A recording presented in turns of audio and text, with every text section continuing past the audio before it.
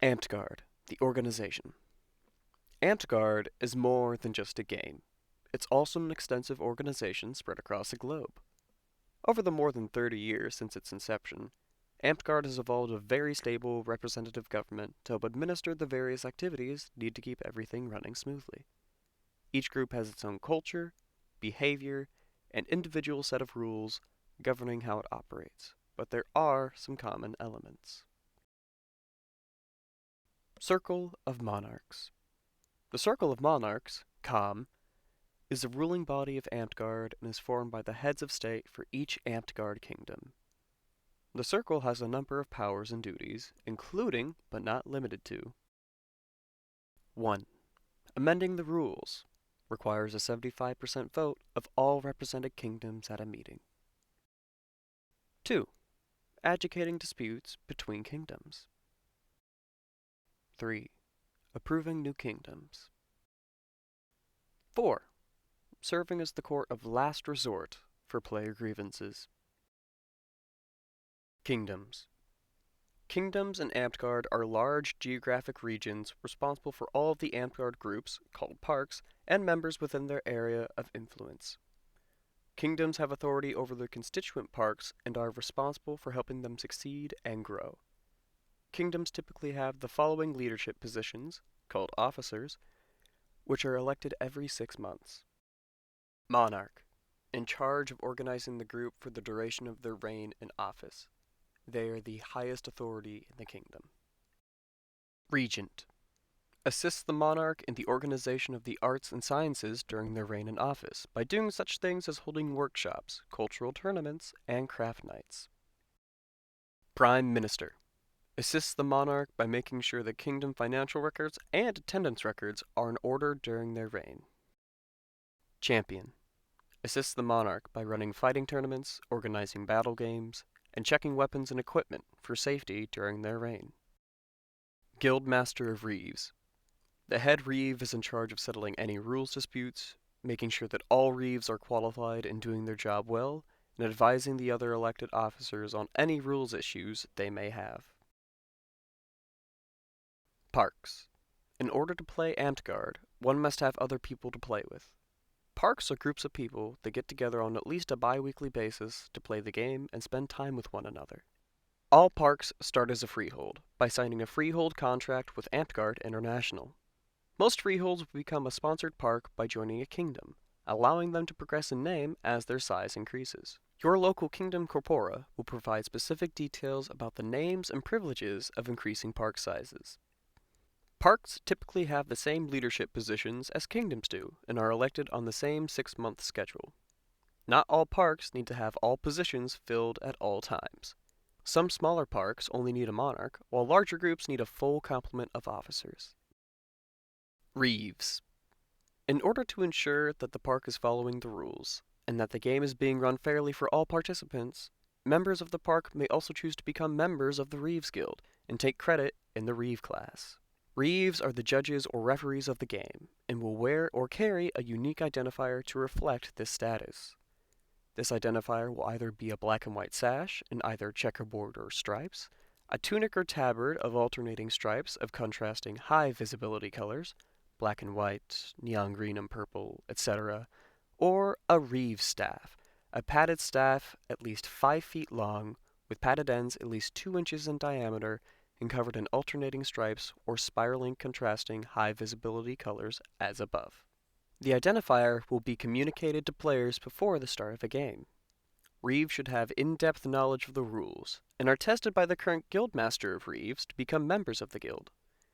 When a Reeve is in charge of a battle game, their word is final on disputes involving gameplay. If a player wishes to dispute a Reeves decision, they may do so after the game with the Reeve in question or with the Guildmaster of Reeves. However, while the game is occurring, the decision may not be disputed. Arguing with a Reeve on the field may result in being penalized or even ejected from the game. Consistent arguing may result in being removed from play for an extended period. Companies and households.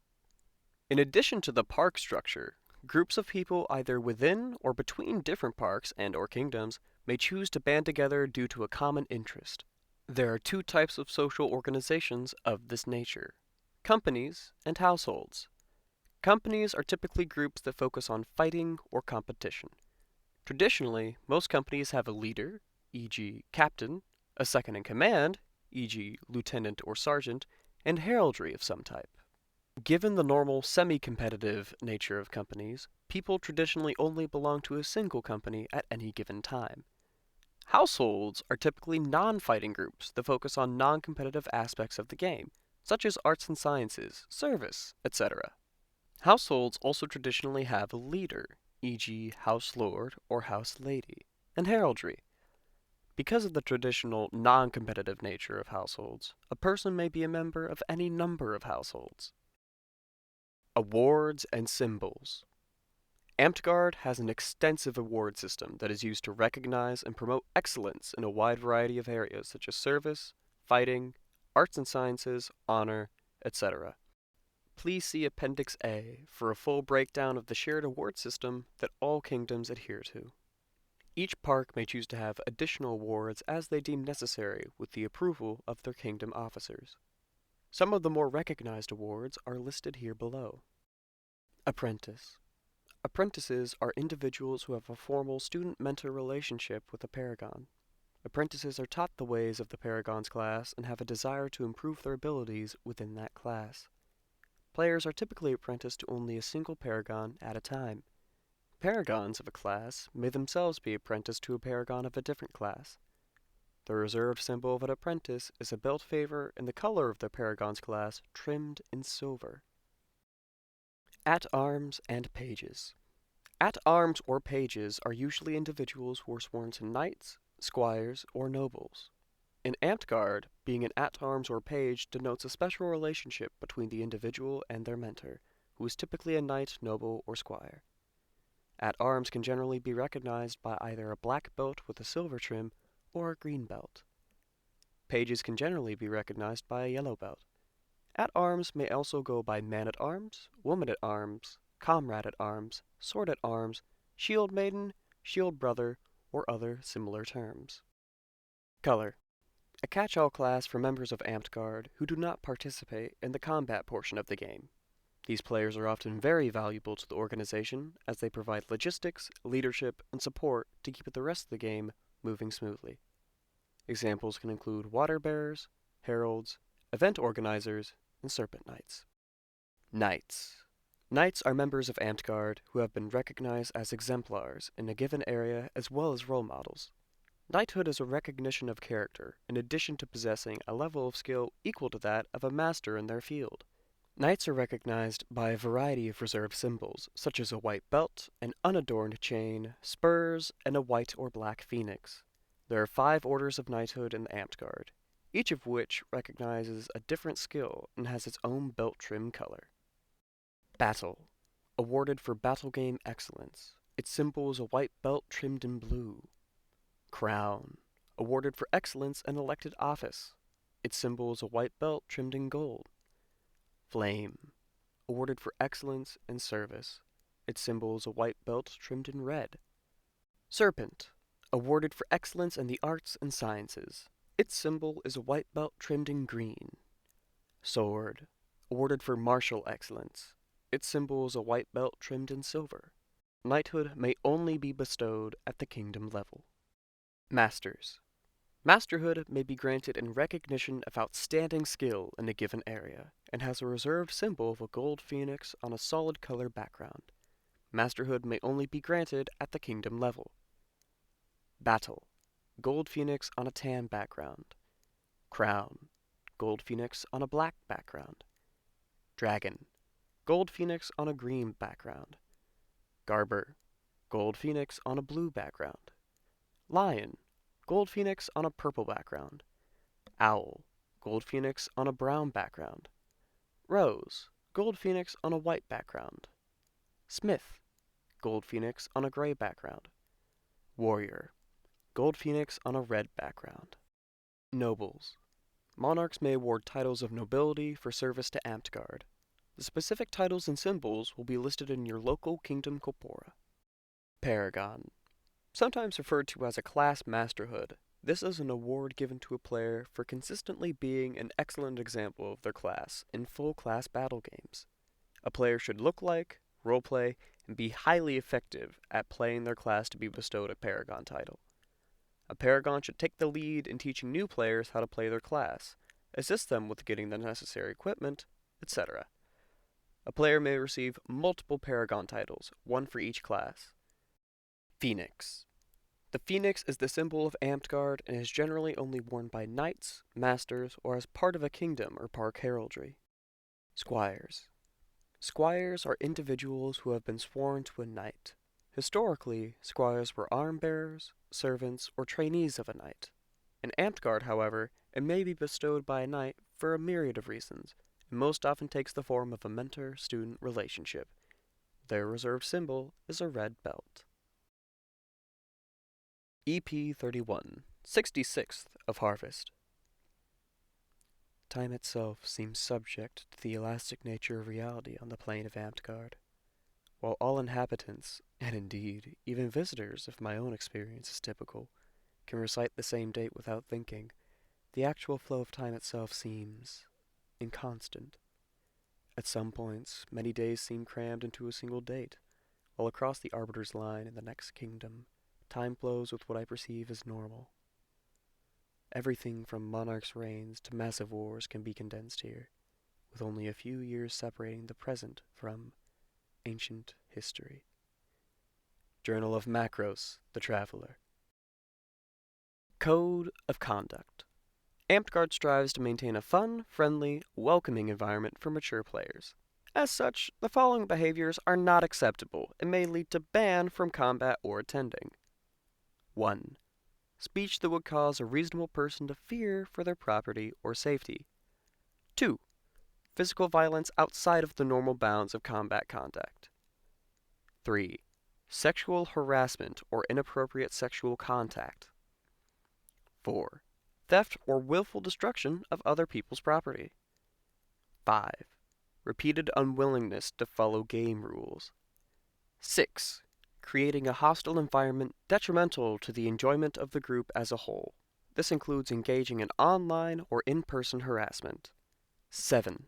Violating the Amtgard Youth Policy, which can be found at www.amtgard.com/documents, or the annexure at the end of this document, page 76. The monarch, with the joint agreement of either the Prime Minister or the Guildmaster of Reeves, may ban a player from their group and subgroups for any of the reasons including, but not limited to, the list above at their discretion, for any amount of time they feel appropriate. Any monarch, with the joint agreement of either the Prime Minister or the Guildmaster of Reeves, may end a ban on a player at any time, with the exception that a park monarch may not overturn a ban instituted at the kingdom level. Any kingdom-level ban placed by a player's kingdom of residence or a kingdom of physical residence for items 1 through 5 and 7 is automatically extended to all kingdoms and their subgroups. For purposes of this section, kingdom of residence means the kingdom where a player's records are maintained, and kingdom of physical residence means the kingdom in which the player has obtained the majority of their credits in the past 3 months. It is the responsibility of the monarch enacting the ban to notify the kingdoms using the Circle of Monarchs communication tools. Any kingdom monarch with the joint agreement of either the Prime Minister or the Guildmaster of Reeves may exempt their kingdom from this extension by choosing to assume responsibility for the banned player, and allowing the banned player to engage in Amtgard activities within their kingdom and subgroups, except that a monarch may not exempt their kingdom from a ban under Item 3. In making an exemption, that monarch is stating that they believe the following is true. 1. The banned player adds no additional threat to the safety of the players in this kingdom or its subgroups. 2. The presence of the banned player will not create a hostile or unwelcoming environment for other players attending functions of this kingdom or its subgroups related to the nature of the ban. 3. There is a compelling reason that having the banned player participate in the functions of this kingdom and its subgroups is beneficial to the functioning of those same groups. No person who has ever been convicted of a felony-level sexual offense in any jurisdiction of the United States may participate in any Amtgard function at any time. The same is true for equivalent offenses in other countries.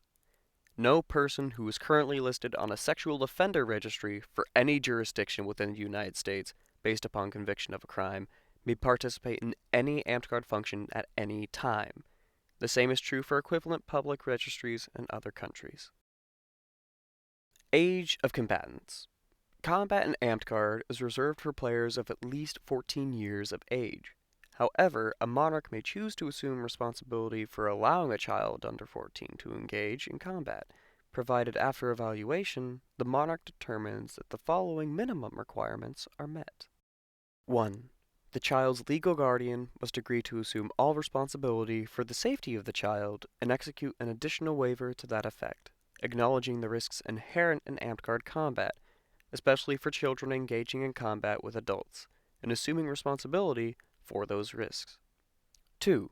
The child's legal guardian must be present and within sight of the child during the time combat is taking place. 3. The child must be of a sufficient size and health as to not pose a safety risk to themselves or others within the normal parameters of Amtgard combat. 4. The child must consistently follow the rules of combat and behave in an honorable manner on the field. 5. The child must be mentally and emotionally capable of handling the combat environment without becoming upset or agitated. Children under the age of 14 may still engage in combat with children of similar age and size, provided they do so separately from other players, have a signed waiver, and are supervised by their legal guardians.